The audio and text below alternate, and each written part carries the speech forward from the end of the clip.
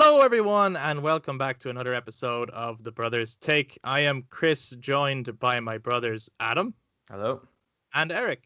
Hello. And we are back in the room to talk once more about video games, with our topic this week being our favorite video game opening, or at least a game opening that has grasped us the most. We'll probably mention a few as we go through the discussion, to be honest, because I don't think it's going to be so easy to just pin down one. But yeah, we'll talk about our favorite openings and also what makes a good or strong video game opening and how important it is to nail that in grasping or pulling in a player. But as we talk about it, we would love other people to join in on the discussion. So if you're watching us on YouTube, be sure to jump down into the comments and let us know what your favorite video game openings are and what you think is important to grasp in an opening of a game. And if you listen to us on audio platforms such as Spotify or Apple Podcasts or Google Podcasts, you can touch base with us on our social media, Facebook, Instagram, and Twitter at The Brothers Take to let us know what your favorite video game opening is. If you haven't subscribed to the channel, by the way, and you enjoyed us at any point, please give us a thumbs up, hit subscribe, and click that notification bell so you know when we're putting out our episodes. Speaking of really good openings, here's ours.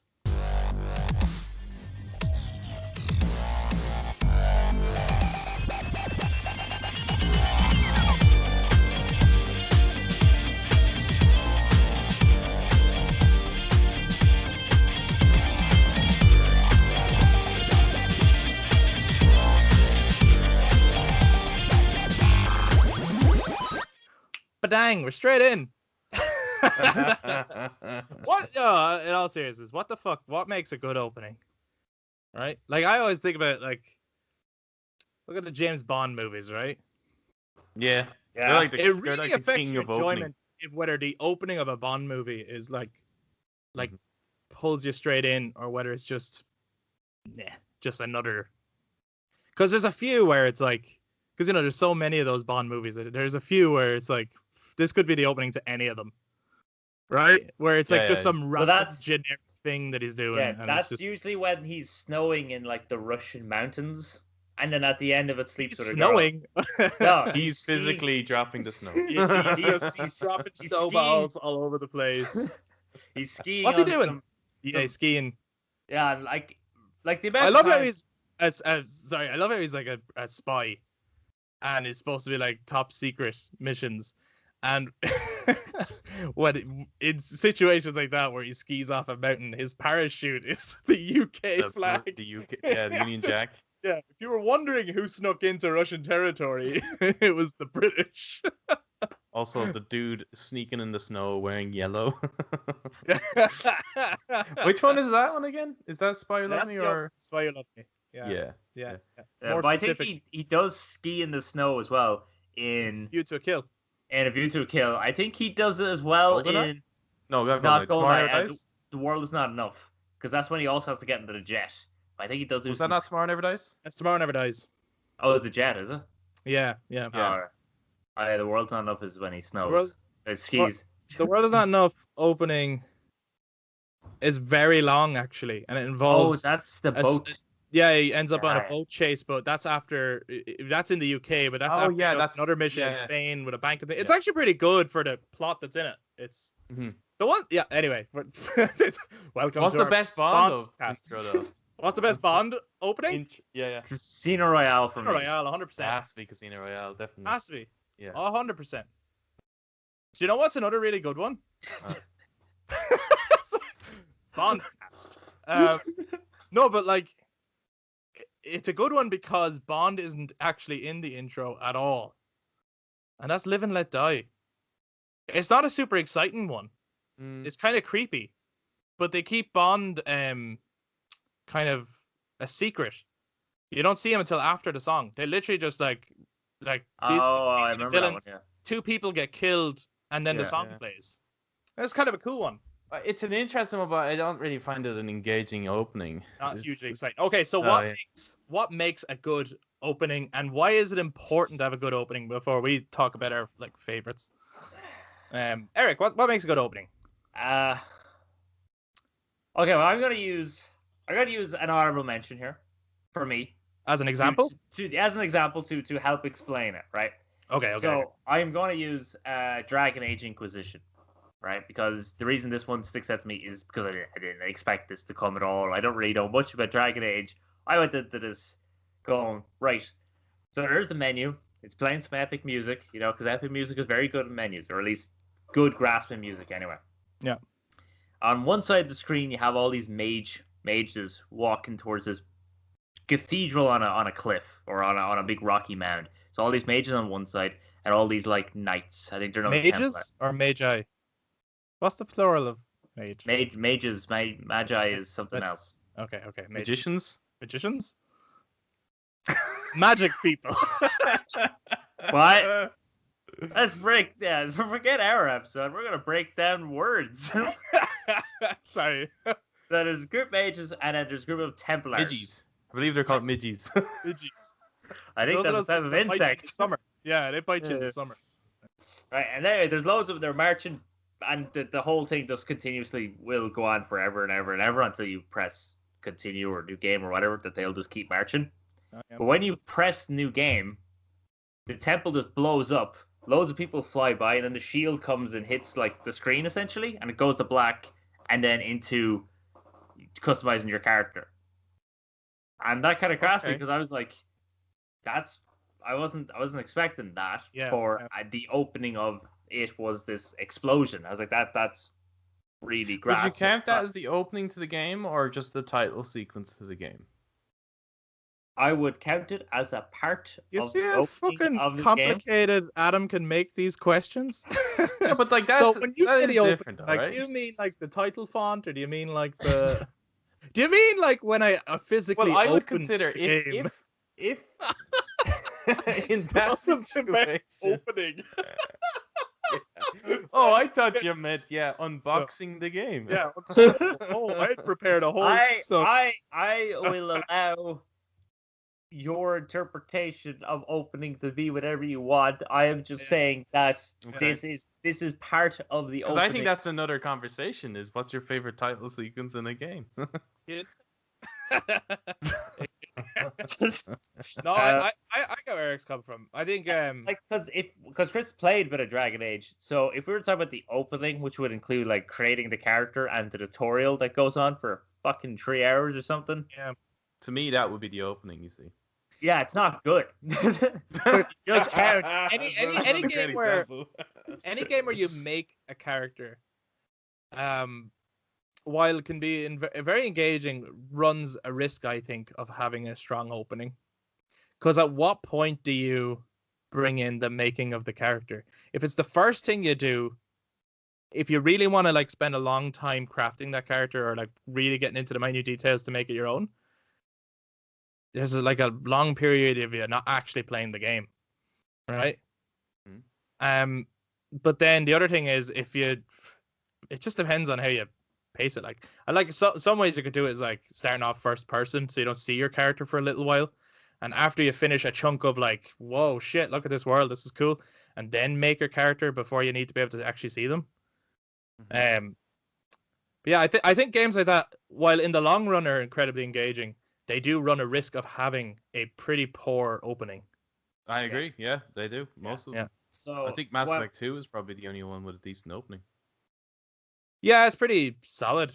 It's better again if you've played the first one because you just export your character and you're straight in, Yeah. But as far as running into the I would have used that one too. I just wanted to use Dragon Age as an example because we could go on to so I was just saying that it was engaging because I wasn't expecting it. So as my example, an opening that grasp your attention. So Mass Effect 2 would be another one, but that's a bit more cinematic rather than catching you off guard. But something that will engage you from the get-go would be a good opening. Yeah. That's the end of the example. On to the discussion. Oh, no. I want to know what Adam thinks makes a good opening. For me, whether it doesn't matter but what the medium is, so whether it's film or even an album, a good intro would be something that prepares you for what's ahead. So in that intro, it's like you get it, you understand what you're in for. It sets up the whether it's the world, the character, or the main plot. So like for me, not using a game example, but the prologue to the Fellowship of the Ring film, is the coolest fucking intro of all time, basically. Like that's how you introduce people, so that you're the minute you start seeing all these different characters and races and you start going to places, you're like, I'm familiar. I'm already set up with this. You get a history lesson essentially. Yeah, and also I think a good intro needs to, like, if you finish watching an intro and you're not in it, you just don't feel it. It needs to be a good indication of, okay, you're not going to like the rest of this. Just leave. You know what I mean? Yeah.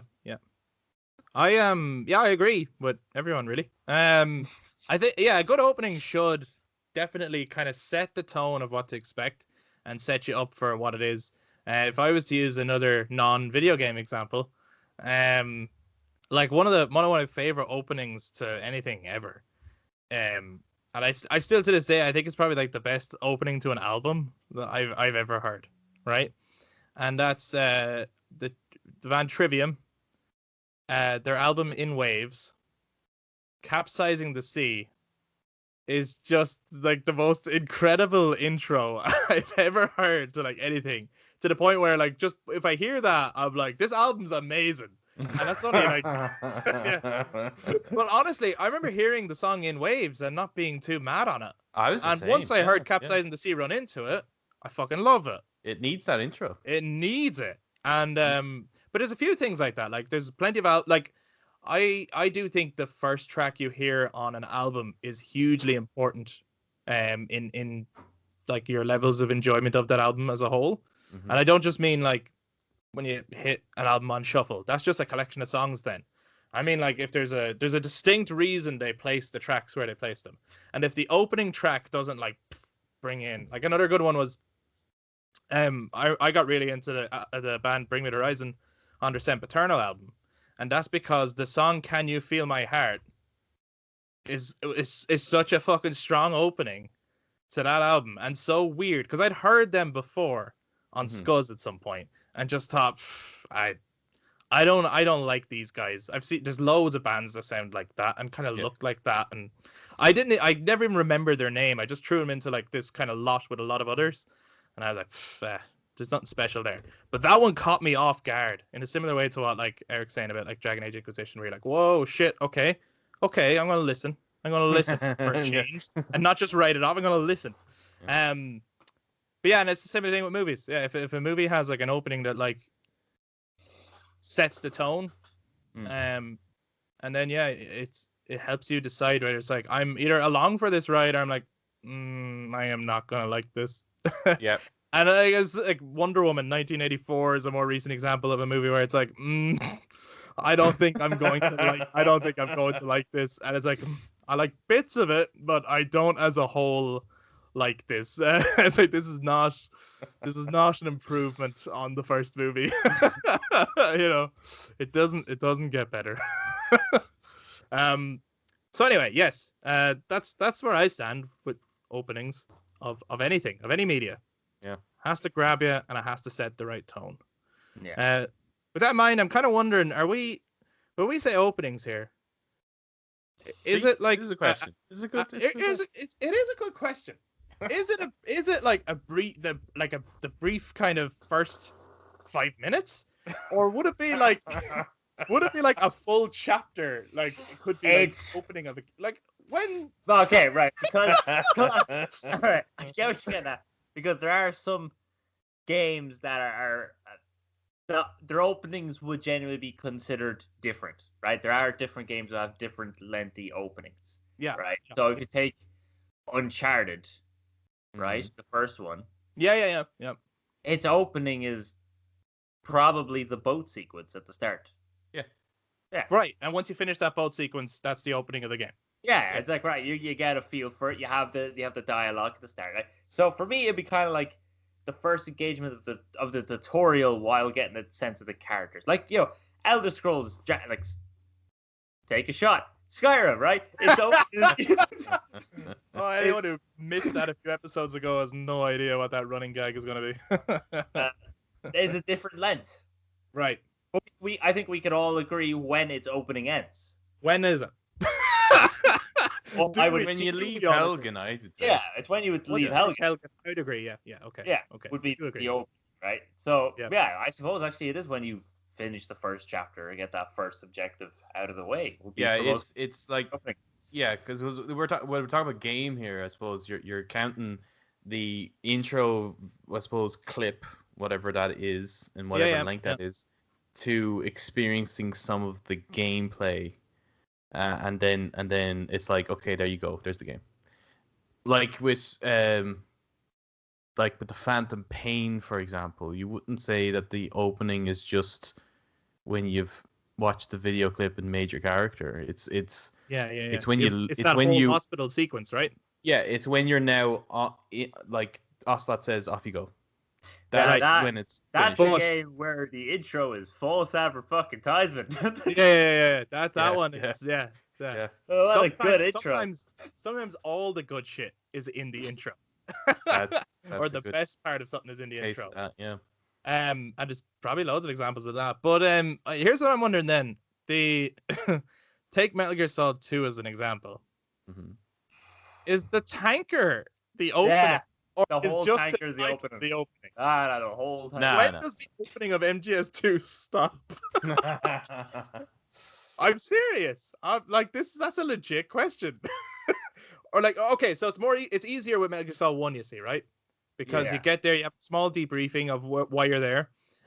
You have your first interaction of sneaking till you get to the elevator. And once the elevator goes up and the title starts, once you get out of that elevator, I'd say that's the end of the opening of Metal Gear Solid 1. Yes. Right? A taste of what's to come, the tone, the characters, and the title is shut up. But MGS2, once that title happens, you're in it. So is the opening just that cutscene? I would say in that particular case, yes, because once you start playing, like, you get a good sense of it, like, and you could play 10 minutes of that or 30 minutes of that, and you got a good feel of the game anyway. That's true. Yeah. So okay, fair enough. Right. So again, so Metal Gear Solid 2. Right. No, I'm joking. Metal Gear Solid 2 is then an example of just a proof of that openings are very different in lengths. Yeah. And like, I suppose, like any medium, they have to fit the actual game that it's in. You know, so if it needs to be long, it needs to be long, and if it needs to be kind of quick and to the point, then it's quick and to the point. So, why don't we go around then? And I mean, you could mention a few if you want to talk about them, but then we can get around to what people's favorite video game openings are. So, Eric, this was actually your topic. It was. On Eric, you had a topic. I did something. I did a thing, guys. You proud of me? You putting on the fridge yet? Yeah. Going right on the fridge. For everyone to see. Are we doing honorable mentions first, or the actual? Yeah. Oh, do you want to go like around the circle, do honorable mentions, and then come back to the absolute favorite? Yeah, might as well, like, because I think there are some games that wouldn't be our favorite, but they do deserve a mention. Yeah, absolutely. Like, I think The Last of Us 1 is. Yeah, where does the opening of that? I see. For me, the opening would end where it just before. Well, I suppose when the opening title credits start playing. You know, at the end of that, and when it says the 20 years later. 20 years later is the end of the opening. So that entire opening is really, really good. It again sets the tone for the whole thing. I mean, I imagine we were all going to mention that in one way or another. Yeah. That was also an honorable mention for me. Yeah, for me as well, for sure. I mean, that beginning is fucking powerful. That's, to me, is the example of, like, if you know when someone is asking you, what's this game like? You know, for any other game, like, if it was San Andreas, I would say, oh, hold up a moment and I'll load up my save file and I'll let you drive on this Sanchez off the mountain with a parachute. Then you got a good sense of the game, right? Whereas, and then you have Bond's British parachute. Yeah, you have Bond's British parachute. And, like, for a lot of games, that's similar, where it's like, let me load up a file and I'll let you play around. You have a good sense. Yeah, of it. like Skyrim. Whereas yeah. that game, you're just like, just play the intro, right? Yeah. And if the intro doesn't grab you, one, you're not human, and two, you're not gonna like the game. Did you guys see? I don't know if you guys ever watched like the Elders React videos. Do you ever watch them? Oh yeah, yeah. And they got them to play The Last of Us, and just the opening.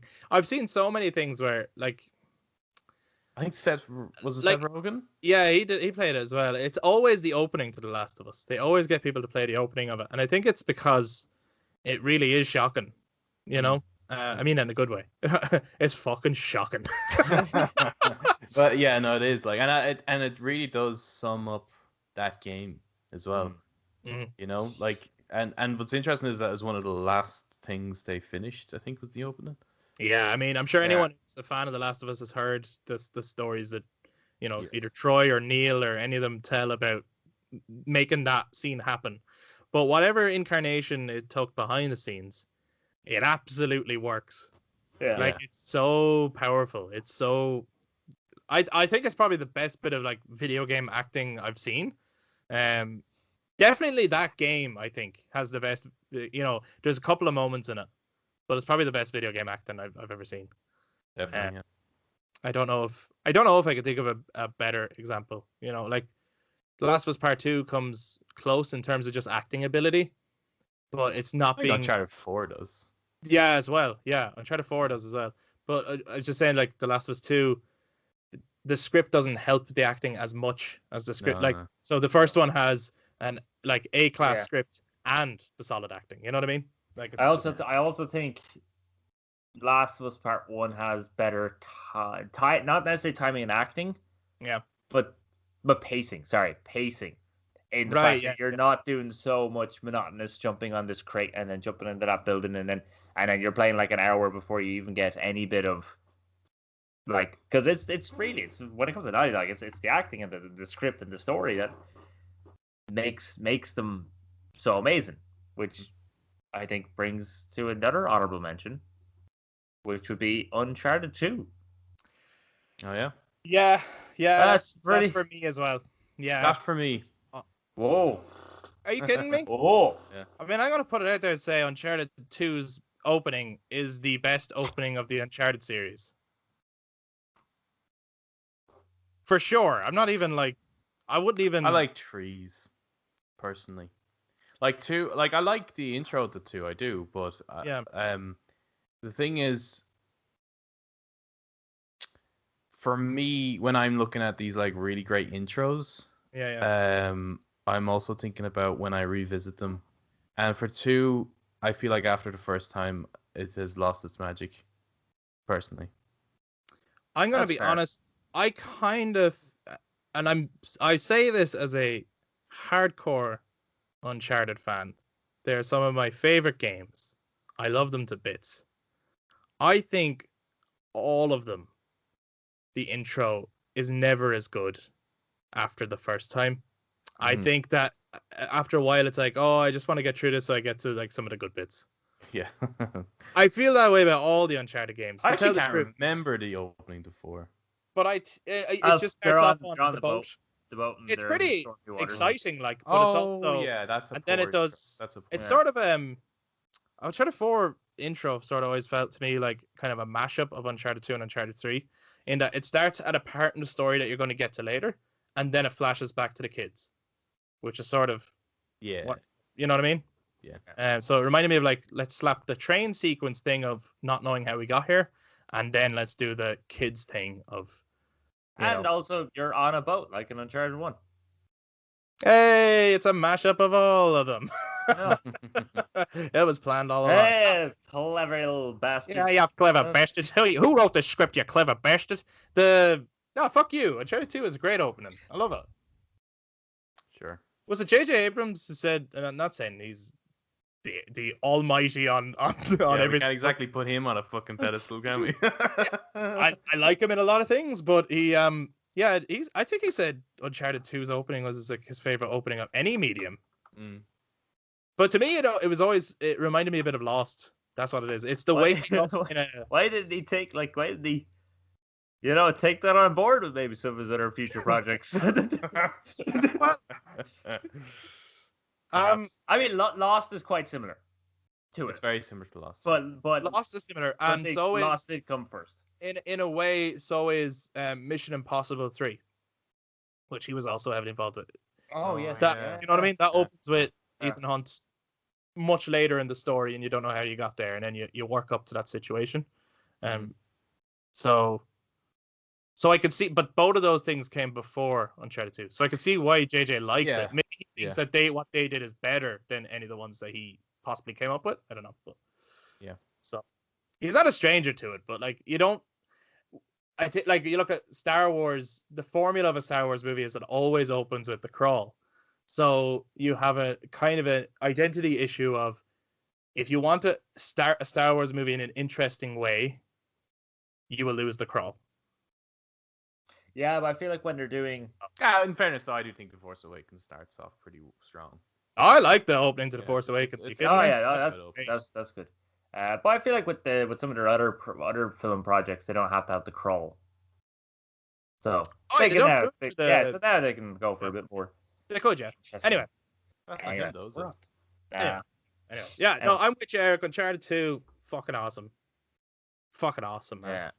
Plus, it's the as you're walking and it flashes back to the sequences with Harry Flynn and Chloe Fraser, and first of all, it was some of the funniest fucking writing I'd seen in a game at that point. Like, I laughed my ass off at some of the little interactions that were coming back and forth. And you were like, oh my god, like, I'd missed this guy, seen Drake back in action. But then when it switches back to, you know that at some point this is all going to build up and get intense because he's walking around bleeding and the train wreckage is fucking crazy. I think the reason it's so good, it doesn't grasp me as much, and I say this about Uncharted 2 in general. Uncharted 2 being actually one of my least favorite Uncharted's, is because it's like it's a magic trick that I know how it's done, right? And that unfortunately is not as entertaining. So the bit where he wakes up on the train, it's like, it's an interesting way to set it up, and we're going to get lead up to this moment somehow. At some point, we're going to lead to this moment. And I know it's the beginning of the game. So therefore, crawling up this train and the pieces break off as I'm crawling or climbing, I'm like, these really lose impact. There's other parts in the game, not so much, but specifically there, where things are breaking and the pole comes out, I'm like, okay, this is actually just prolonging me getting to the top of the train. It's not actually impacting me. I'm not feeling this as much as I did in the first one. You know, when you're crawling on the castle and bricks fall and you actually can fall and die. Like, those moments are actually impactful, but in 2 they tend to play them up a bit, I think. Yeah, I hear you. That's why it loses that impact for me. I would agree that the intro to the second game will never be as strong as the first time you played it. Mm-hmm. I agree with that, especially when you know how he ended up there, because that whole mystery is then, forever gone. And actually, it's not that exciting. It's certainly not as exciting as how did, just to compare it to Lost again, it's nowhere near as exciting as how did they get on the island, right? It's nothing like big and crazy or wild. It's just like, in this quick cutscene, I get shot and then I shoot that and that's it. That's So, but I think of the 4, it's the strongest intro. Eric, why is it an honorable mention for you? Well, just because of the fact that he wakes up, it's impactful. And just when he looks up, he's like, oh, that's blood. That's my blood. I am losing blood. Like, his kind of, even there, the moment that he's literally cliffhanging, right? And he's losing blood, he still doesn't lose his wit, which is great. And then, you're being introduced to the climbing mechanics. And yes, it's not as good when you're doing it the second time, especially. I didn't mean it in second time. I actually meant first time.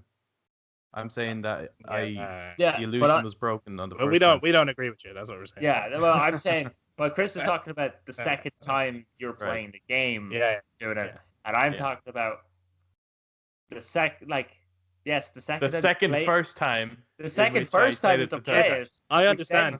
We'll get to the point of you then realize I'm gonna have to do this again, which then kind of loses like it as well. But I just think the opening and his dialogue there is very good. Yeah, his dialogue is fantastic. Showing off the graphics in the snow.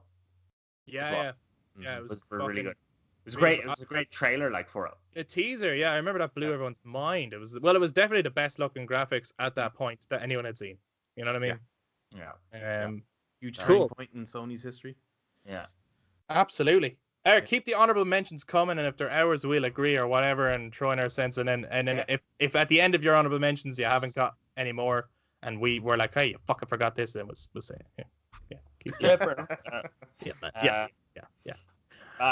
we mentioned it before, Mass Effect 2. Yeah, Mass Effect 2 is good. I don't think it's an honorable mention for me, though. Not an honorable mention for me, no. But it is good. Good intro. It would be an honorable mention for me because I think the first time I experienced it, I got our cousin Kieran, not my cousin Kieran, our cousin Kieran, to rent it or something, right? So he rented it for a week. We put it on. I was like, you got to try this, man. It's an amazing game. So both of us, that he didn't really play Mass Effect, he knew nothing about it. So for him, it must be like, what the fuck is going on? But I'm like, holy shit, I know these people. I know this ship. Yeah. And then watching it get destroyed and watching Shepard. And then we were both watching the CGI cutscene of the reassembling of Shepard, and we were both blown away by it. We were like, oh my god. That is good. This is the fucking best shit ever. Like, we lost and lose that. Like, this is fucking 100 times cooler than Armageddon. I swear to God, right? It's so good.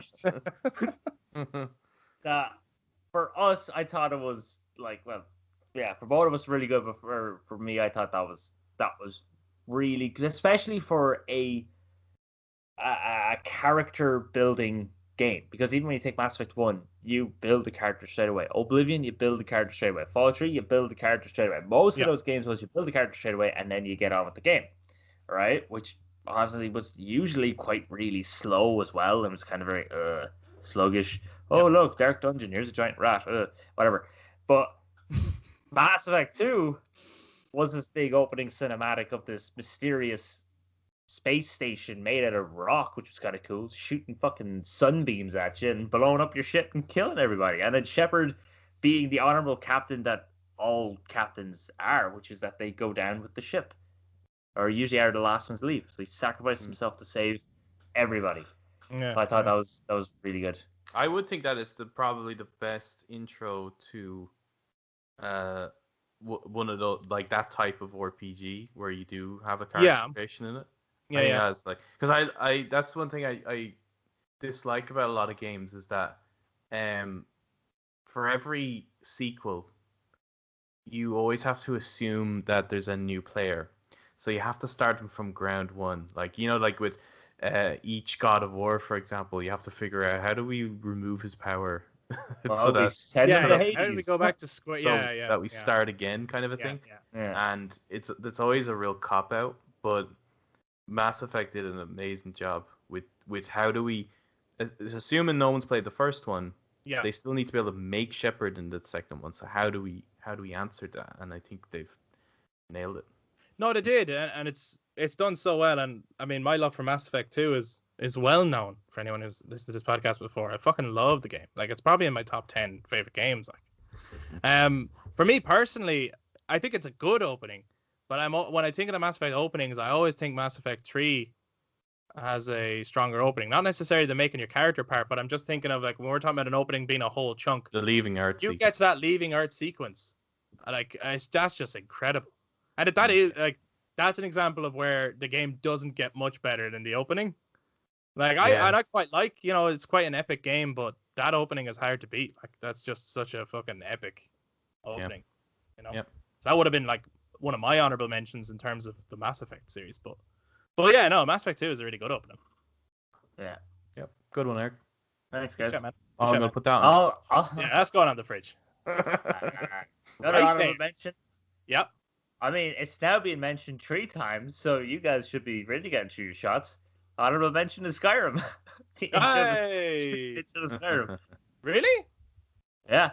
Not for me. Yeah, not for me. What? No, it's good. Don't get me wrong. Again, I'm not saying it's bad.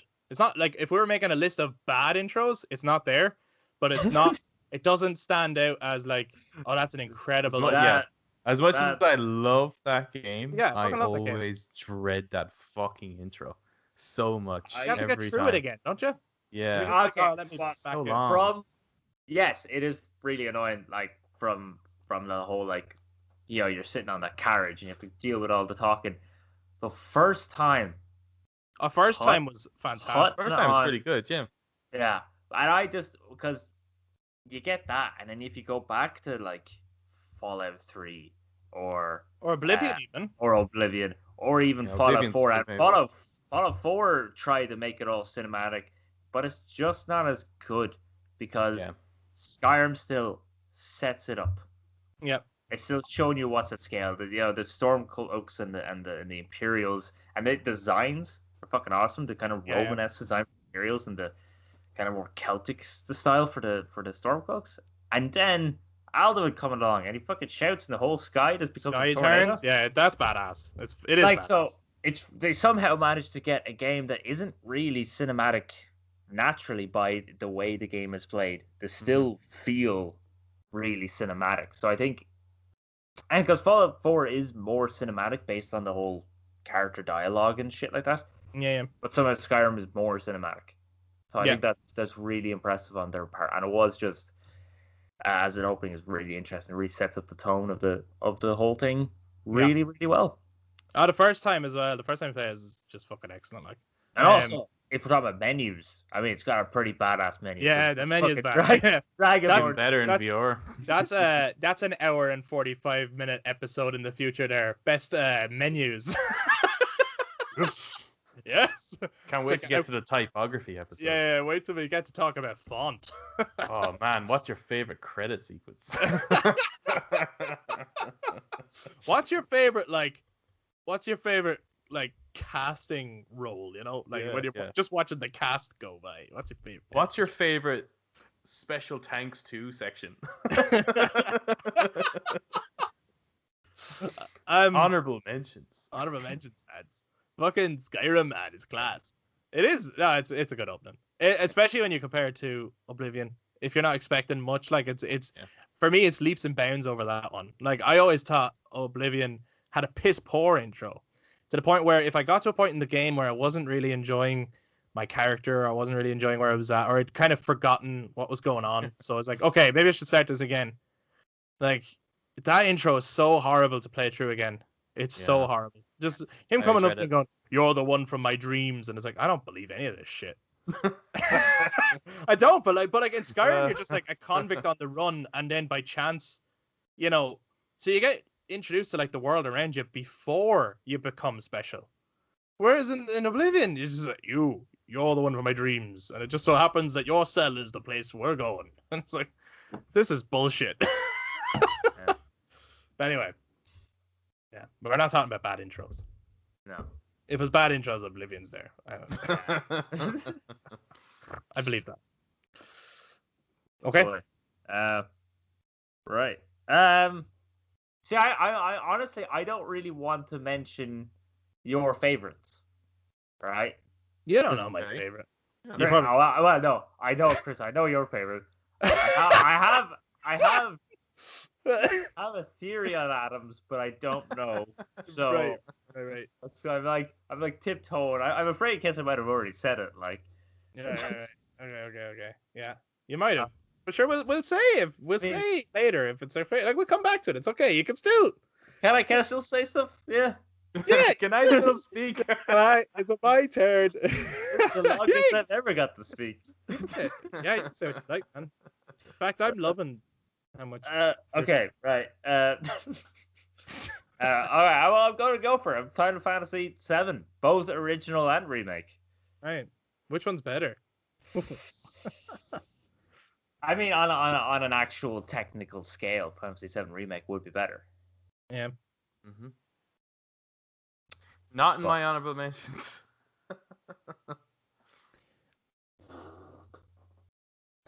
Also not in my honorable mentions. When you say opening now, is it literally just like the title sequence, or is it the whole bombing run? The whole bombing run up until you defeat Red Scorpion.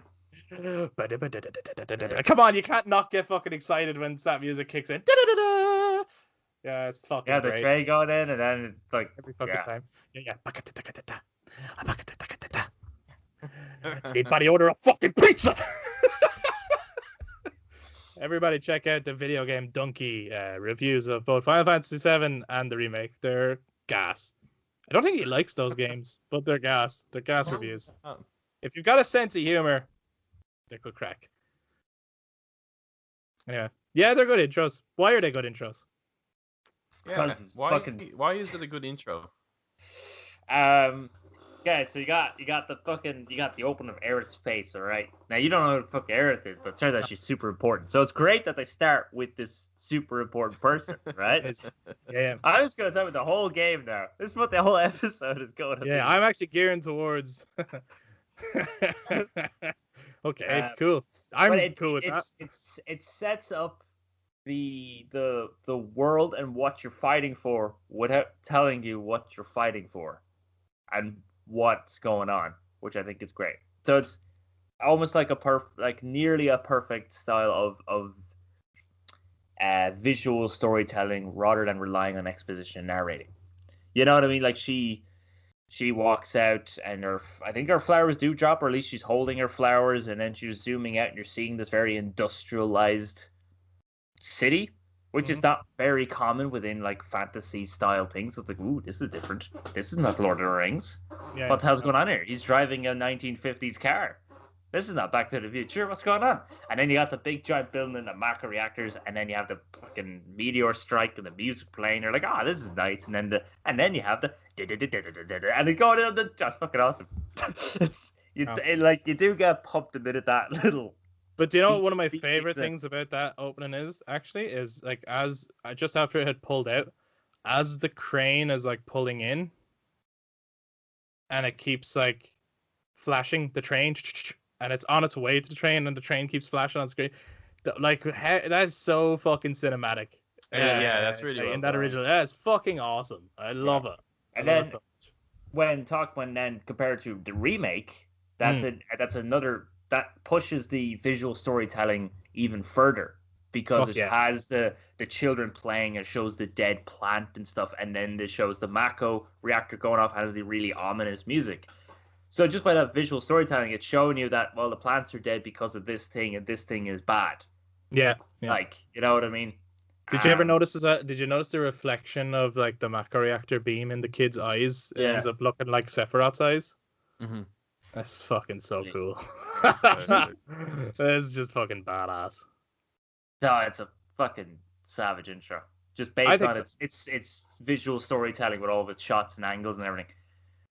What it decides to show as its more important focus at particular moments. I think as well for like, it's hard to imagine this now, right?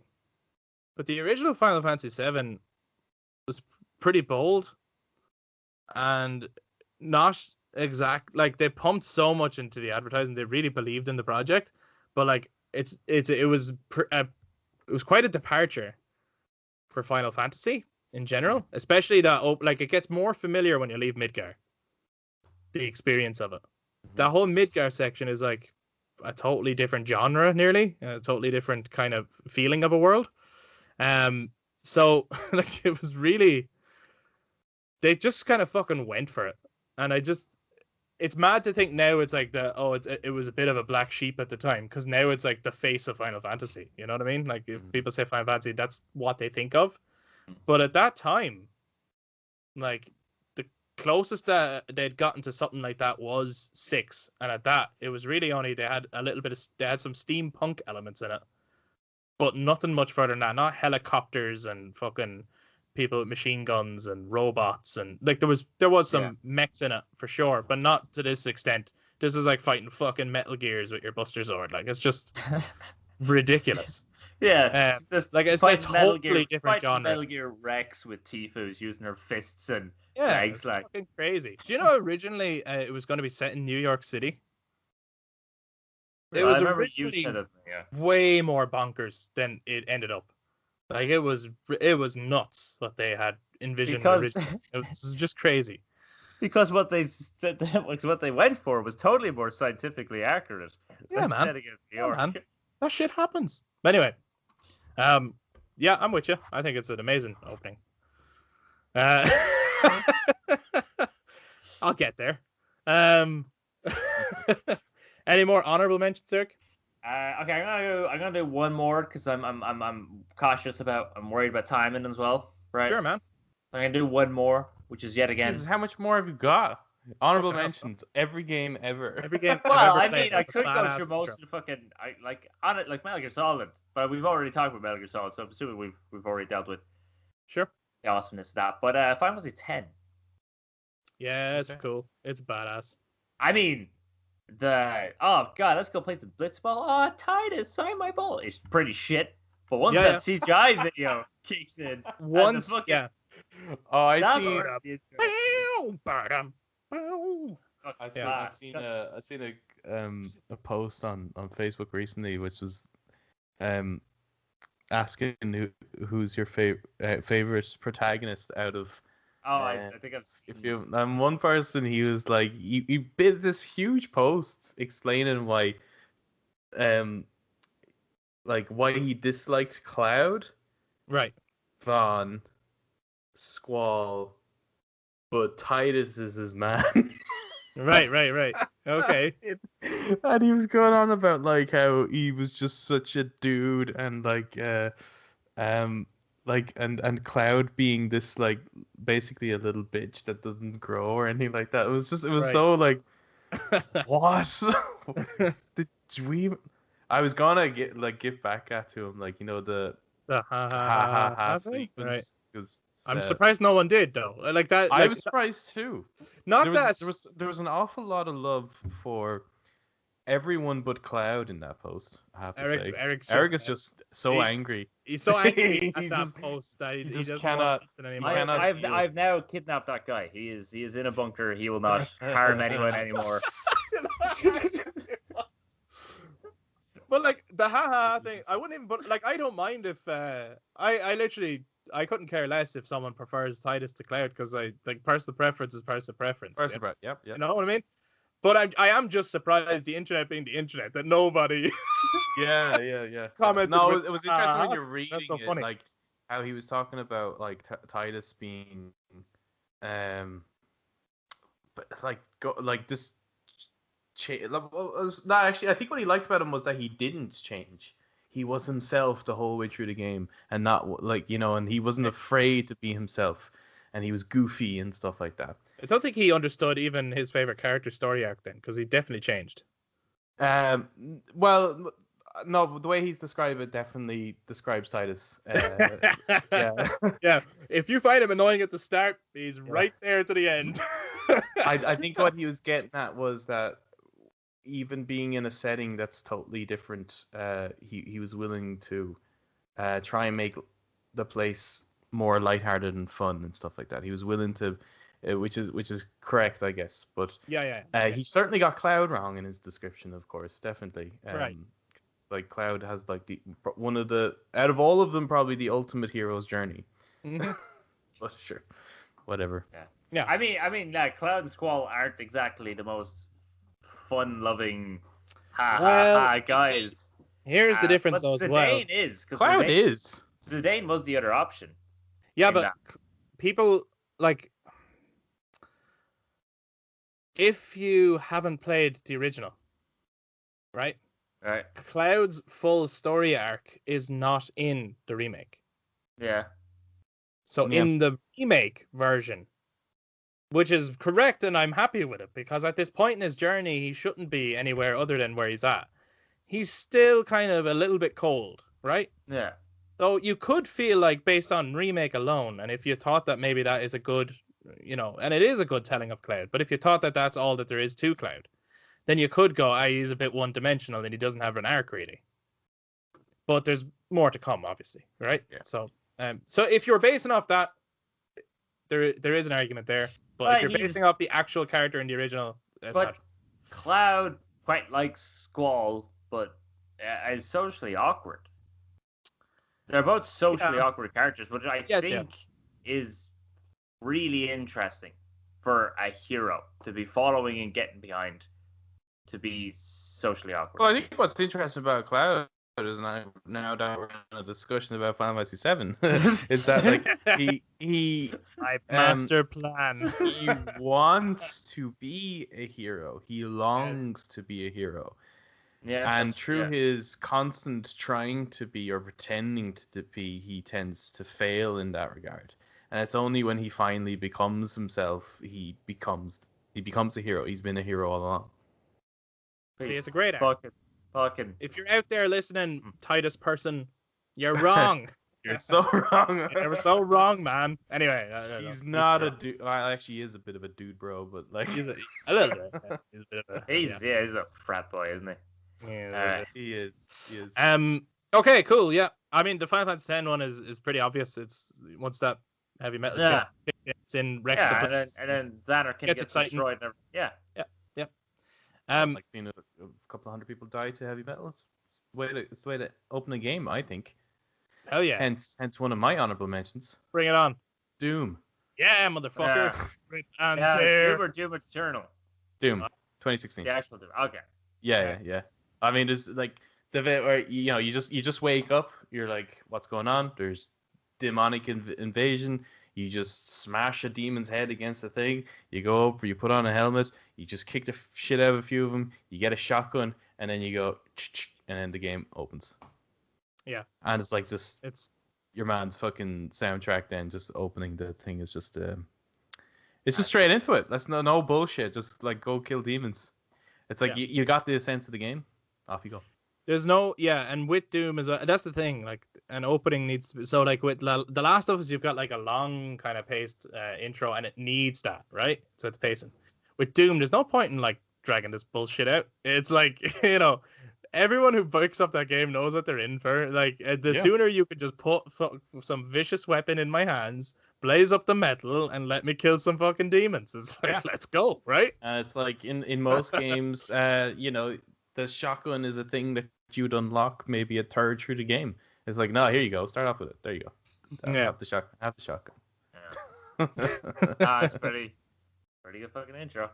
Yeah. Kick-ass intro. It's unreal. Another one would be Resident Evil 4. I think is a very good intro. I was about to bring that up earlier. When we were just talking about like where does an opening end? It's the title, isn't it?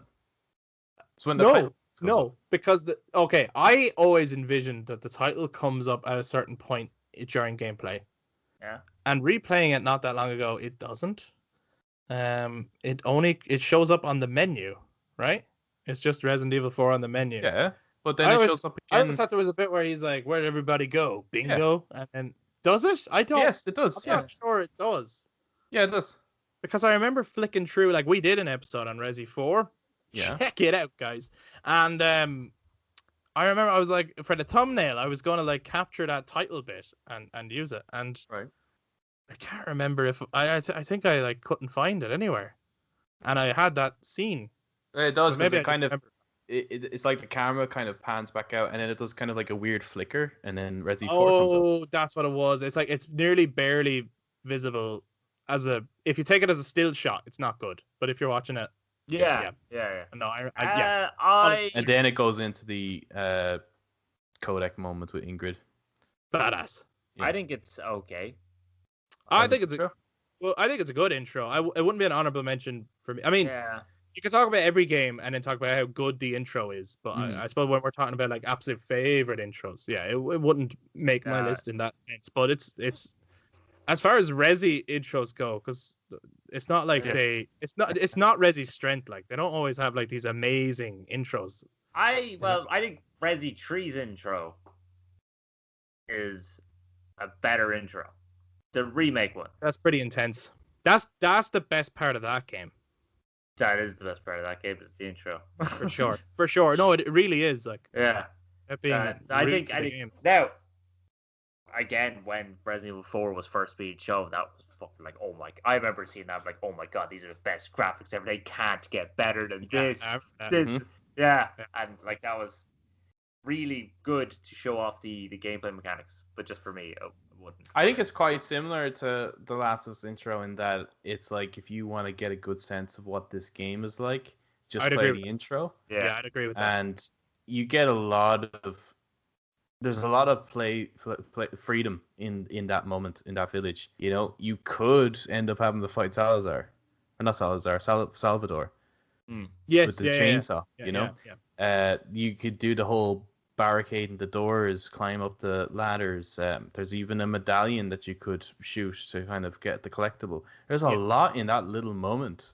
Yeah. There is. And you could. That's kind of a thing that I always imagine. Remember the days of demo discs? Yeah. Good days. That section you could play over and over again and have kind of like endless fun while waiting for that game to come out. Yeah. And even when the game comes out, you'll play it and you'll still enjoy it. It's not like you're sick of it yet. Yeah. So that's why I would consider it a pretty good intro. I'd agree. I think it is a good intro for sure. Yeah, it's not boring. And as well, like in that moment, you're right. It sets the tone of the game. You know exactly what you're getting from it. You have it's kind of scary. It's creepy. You get your shooting mechanics. You get a little bit of exploring. You get your setting. You do get a moment with Ingrid. Before the whole intro thing, so you get your codex sequence, and then you get Leon's cool line, and you realize this guy is going to be awesome for this game. You know, where's everybody gone? Bingo. Like they meant like Leon has so many. What do they call Leonisms? I don't know. Like he has so many lines in that game that it's probably the one thing I miss playing the Resi 2 remake, which is a fantastic game. But I have said it before that Leon's voice acting is. It's just an absolute minimum. Like it's just getting by. But there's nothing very unusual that they didn't. Get that guy. I think because wanted for continuity as well. Younger. So I think I think you could do a younger Leon. He probably could, but I suppose they wanted someone who, like, I will admit that when you're listening to the guy, he does sound like someone inexperienced. So I'm not trying to be rude, but in one sense, he does come off as a rookie. That's what I'm trying to say. But it just made, at some points I was like, oh man, I'd love a little, I don't know, something there. Like, there's a lot of, oh man, that's he kind of reminds me of, remember back in the days when they had the little video cutscenes for Mortal Kombat as well as Command and Conquer. Yes. And they'd have like the really shitty green screen kind of acting. But then maybe it was proper old school, because like, do you remember even like the original Resident Evil director's cut with like the actors? So maybe they're like, let's if we're gonna remake this, let's get really. Well, it would have been cool if they had leaned into that even further. Yeah, they should have gone all for it, man. Yeah, definitely. Yeah. I'm gonna group these two together, just because crazy bastard. I don't think anyone could say which one has a better intro, and that's Bioshock and Bioshock Infinite. I think both have very compelling intros. Yes. Where you're introduced to the world that you're about to visit. Yeah. I don't know which is better. They're both very similar, actually. Yeah, they are. But one being, this is scary, and the other one being, well, this is nice. But they're both, this is scary for different reasons. One of them is obviously scary, right? Yes. Yeah. And then the other one is, I know this is going to be scary. This unsettles me. But there's nothing obvious that's unsettling me yet. But this is. I think Bioshock Infinite, it's going to be somewhat scary only because you've played Bioshock 1. No, I don't think so. I think on the merits of the intro alone, I think they do a really good job of. Maybe I'm wrong because I can never. Actually, maybe Infinite's the better intro actually, because they do set up the whole. Like why? Well, they set up the twins and stuff like that. It's just that really it actually starts with like the stormy sea, the lighthouse thing, it does start quite dark and kind of creepy, and then launches you into this bright, contrasted place. Heaven. And it's that moment, and then seeing all these people dressed in white, and I think it's inherently creepy. And then the person like is baptizing you, but you're not sure if they're holding you down to drown you or whatever. Like when it actually let you up. So I don't think it's just because it's Bioshock. Like I think if you just played that one for the first time, you'd be like, "There's something fucked up going on." Yeah, it's almost like they're very like those, those cults, I guess. You know, I forgot about come drink the punch. The baptism bit, and I forgot about like the whole like, aren't like the founding fathers ripped in it as well? There's like like 4 statues of like, they're like these godly like Zeus looking characters or something. Yeah. Bioshock 1 and Bioshock Infinite. Although I think the gameplay isn't the best and it kind of drags a bit, but the two in terms of like setting and story is just so fascinating. Like the rapture being you literally descending into hell, and obviously it's in Colombia, you rising up to what would be perceived as heaven, and realizing that both are just fucking fucked up. Fucked up to fuck, yeah. I would actually, it might be controversial to people who are like Bioshock fans, but I would love a Bioshock game that explores similar themes, but like I'd love them to totally change up the gameplay. I was never mad on the gameplay, like they kind of lost me on. Like I really don't like it at all, to be honest. Like I'd nearly want a God of War on it, where it's like there's elements of the gameplay in there, like there's new ways of doing the potion stuff or the magic abilities or whatever. But I'd want like nearly a total rehaul of how it plays, because I don't enjoy the gameplay to those games, if I'm being honest. But I really like the thing that would draw me in is the settings and the stories. I preferred. I didn't mind the gameplay to the first one. I thought that was fine. The second one or will be the third one really, but I was just there's something about it that's overstayed its welcome, I think. Well, nothing that new and interesting. No. But I think one was. I don't know. I remember getting kind of, it felt like monotonous to me, and I remember like having to do objectives, and I just kind of felt like I just don't want to. I don't want. The mission structures are brutal. Yeah, but I don't even want to fight anyone. Like I don't enjoy the conflict in it, and not just because it's like, oh, it's a bit scary, right? I just genuinely don't enjoy. There's more interesting shit happening. Yes, for sure. Like I would nearly prefer a more exploration, puzzle-focused game in the Bioshock world. I think I would prefer that. Yeah, Layers of Fear, but in Rapture. Oh man, something like that would be sick. Yeah, I would love that. Like a VR experience, I think, in Rapture would be pretty. How have they not done that? The fucking madness. People clearly don't listen to us because we have fantastic ideas, and they're not being made. I haven't seen it greenlit yet. Whatever happened to our Gotham City GTA game? Get it made, guys. Anyway, any other honorable mentions, Adam? One more. Snake Eater. I'm still. I'm assuming we're talking about it's all the way up to the end of that song. Is the whole intro. It's got to be the whole version. So. It has to be. I know it's long, but that is the opening of Snake Eater. Well, yeah, if you play it up to that point, it's like, I think you get the game. This is the tone. This is the character. This is how wacky it is. Yep. Enjoy. One of the best fucking title sequences ever. And actually, this whole thing started off with talking about like which Bond has the best intro, and like, if that's like the Snake Eater. Snake Eater is the best Bond intro. Yeah, fuck yeah. I think Snake Eater has the best Metal Gear Solid opening. Cool. Even though it's like with some of them, it's hard to tell where does the opening stop. Where does any of it begin? I think if you're talking very clearly, like I think the Snake Eater has it does everything that you need it to do, which is gives you story, gives you characters, gives you the music, gives you the wackiness, but also gives you the gameplay of this particular entry. And it's fucking. You could play that intro over and over again. The only thing is if you're sick of cutscenes. But you could skip them. You could skip to get straight to the gameplay if you want.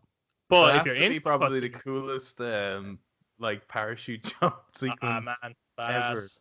Yeah, it's Yeah. unnecessary spinning. It's Yeah. not going to really help you with your landing, but fucking cool. Yeah. Like, is that necessary? Or like smoking a cigar Probably. and refusing to put it out when you're following orders. Oh yeah, I love my reckless soldiers who just won't listen to fucking before they parachute and throwing it at the screen. Badass. Might as well have just like as you know they did a freeze frame of the cigar. Like I might as well just say, smoke, kids. Yeah. But yeah, he is cool. He's cool. I'm with you. I think that's one of the best video game openings as well. I give that an honorable mention as well. Obviously we could talk forever about good intros, right? So if there's a game that we haven't mentioned, it doesn't mean it doesn't have a good intro for the game that's in it.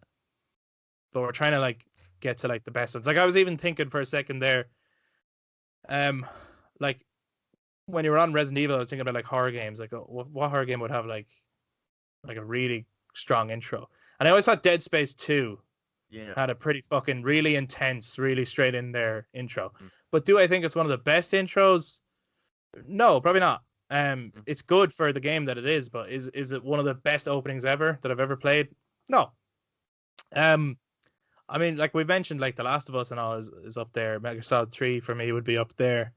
Mass Effect 3 is up there for me personally. I'm trying to think of one that isn't my favorite. I'm trying to think of like an honorable mention that we haven't said yet. And I don't think I can think of another one that hasn't already been said. I think every other Uncharted 2 was another good one. Yeah, I think everything that I would immediately jump towards has been said. I don't think I could think of another one. San Andreas? No, I'm joking. Oh shit. Here we go again. Oh shit. It's no, I don't know. GTA games don't particularly have good openings. They just launch you in and you have a bit of crack, but that's essentially it. They don't really have strong, memorable openings title that kind sequences, however. Yeah, they've got good title sequences. I'll give you that. Yeah, for sure. No, for sure. I mean, not always. That's probably only San Andreas. Did I hear there's rumors on the mill that there's going to be a San Andreas remake? Is that true? Was that not GTA 5? Yeah, it's probably just GTA 5. But that would be... GTA 5 was just let's go back to that location, but it wasn't a San Andreas remake. Yeah, I would love to have a San Andreas remake. I don't know if it's necessary. Well, I've tried going back to it, like, such fond memories of the game, and like, trying to go back and playing it, it's just like, man. Like... Yeah, I know. The controls could be improved, I think. Like, following the goddamn train is not as easy as it looks. Oh, fuck it. Hold on. I got just before we go, I got an honorable mention. Yeah. I got an honorable mention. And I'm sure, like, there could be more in the future, or there's more that we think about later on. But is it the Goose Game? Because the Goose Game has a fantastic intro. It actually has a very good opening. It does. No, Until Dawn. Not the gameplay part of it, per se. Like, that part is not the best, but that music opening intro thing sucked me right in, as well as the therapy session. Yeah, same actually. When the song came up, I was like, okay, all right, okay, this has got a vibe that I wasn't expecting. Yeah, for sure. So that's one that that stuck with me. Like, it immediately grasped me and like took me from like, yeah, this is exactly what I was expecting to that's not what I was expecting. Yeah. Okay. All right. So I think that's a really good one. But let's get to the favorites. Eric, what do you think is your favorite video game opening? Well, I think my favorite opening is Mass Effect 3. Oh shit! Oh fuck! I thought it was off the table altogether. Oh fuck! No, that's why it was not an honorable mention. Wow. Yeah. My okay. favorite ever. I'm cool with it because of that motherfucking leaving Earth sequence. That's so good. It is because it's a really I really like it as a tutorial.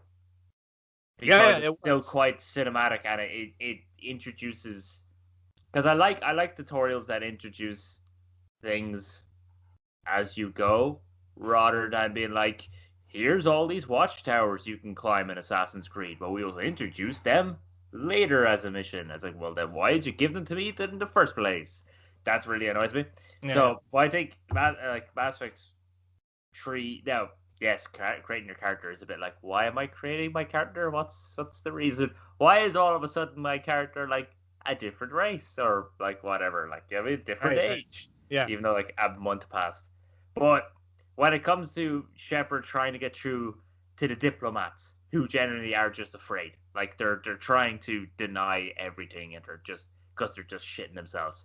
Yeah. And then you hear reports that lunar base is destroyed, and they're like, "Oh fuck, they're that close!" And then all of a sudden, boom, and the fucking Reaper comes. It's like so good. And just look at that's a very accurate sound. Thank you. Yeah, it was bang on. I've practiced all year. I'm actually one of Hans Zimmer's instruments. So and then just watching Earth and be destroyed, and then watching all the humans and everything. I just think until that fucking bit with that fucking music, it's so good. Yeah. Yeah, the music. Yeah. It's incredible. Piano.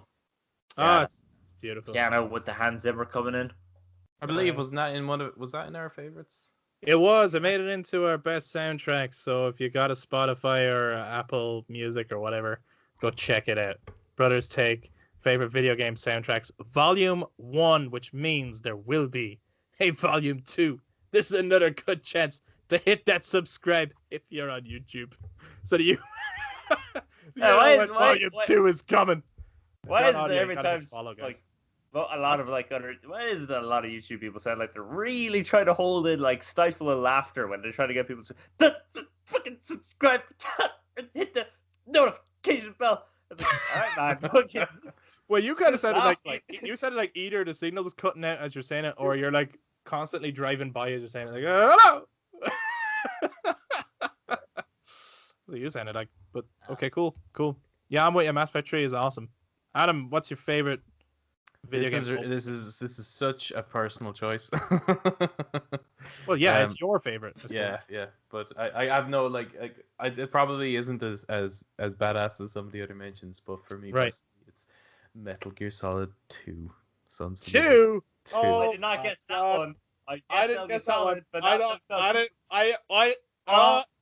shit, man. Okay, so now I want to know, since it's your favorite opening, when does it end?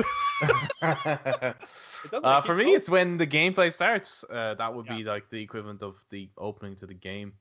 Yeah. But for many, it's probably Snake Eater would be a better intro. But the reason I prefer 2 is because, one, it's like our first time actually seeing this, like Kojima doing the kind of cinematic setup, because we didn't quite get that with the first one. And then you have the Harry Gregson Williams first introduction with it as well, and it just looks like a really cool, like almost like Mission Impossible style movie that's been set up or something. Yeah. And then it does a really great job at explaining why you can't use stealth. The one item that you've unlocked in the previous game, it's right. like, he starts off with it, but then obviously the rain ends up messing it up with him, and he does that like really cool superhero landing Terminator fucking electricity shit going on. It's just a really, really cool intro. Yeah. And the reason I prefer it over Snake Eater is because it doesn't get interrupted with a fucking briefing. Yeah. It's like you get through the whole thing, and every time I play it, I'm just like, this is so cool. I never get tired of that intro. You're into the action quicker as well. Yeah, you're just like, here you go, start playing. Yeah. Not many games really offer that. There's this whole fucking tutorial thing you'd have to get through and everything, and we see that even with other Metal Gear games as well. Yeah. Whereas that's just like, there you go. See, I always wonder, could you argue that the whole tanker is the opening because the opening credits doesn't happen until after the tanker? And the opening credits are incredible with the Harry Gregson Williams score. It's fucking awesome. I mean, like the whole tanker sequence. Oh, you mean the with the Metal Gear Solid tune, that song? Yeah, and the casting as such, the actual opening credits to that one. Doesn't that happen if you play them in sequence? That happens after the tanker. Yes. So the tanker is the But you equivalent would of have the already first seen it anyway because it automatically comes up in the menu, right? before the menu. Yeah. That's true. Yeah, that's So true. you already see that anyway. Yeah. But for me, no, it's because when he lands, the title Metal Gear Solid. You're right. 2 Yeah, comes you're up, right. Yeah. and that to me signifies the opening. the Yeah. beginning of the game. Yeah. Okay, I'm with you. I mean, there's no fucking surprises over here. There's no like, oh, I'm about to pull out a card that's about to blow it. Like, oh, you didn't think of this one. Ha ha, bizarre. It's absolutely. You see, my nostalgia wants to say one thing, but reality has to say the other. Final Fantasy VII Remake, I think, is the best opening. You're wearing the T-shirt. I am wearing a Final Fantasy VII T-shirt, but I'm never not wearing something. No, Joan. Well, no, I am always wearing something. But the so like I've always loved the original opening in that it's incredibly cinematic. The music is fucking incredible, and then you're straight into combat. And only when you don't even know why you're there. If it's the first time you're playing, like you're fighting these troops and you're badass. I've got to be sword and kill troops, awesome. And it's only when you get into the elevator that you get a bit of a briefing, and the music is so fucking good, right? Like it's so fucking good. So I never imagined that intro could get any better. Like it's perfect in the original. Mm-hmm. And then we got Peter Jackson's extended cut with the remake, where it's just fucking like there's just extra shit, and they mashed in One Winged Angel in the lead up to the fucking. It's just so good, and it's beautiful. It's so beautiful, the graphics at that point. Now, what point does that opening end? I don't know. For me, realistically, I think it's when you jump off the train and the combat starts. I think that's like the minute the gameplay starts. Yeah, I think that's the end of the opening of that game. Yeah. And for me, it's the strongest. That's a real personal thing. Like, does it give you a good taste of the gameplay at that point? No, not really. You don't really get that till much later.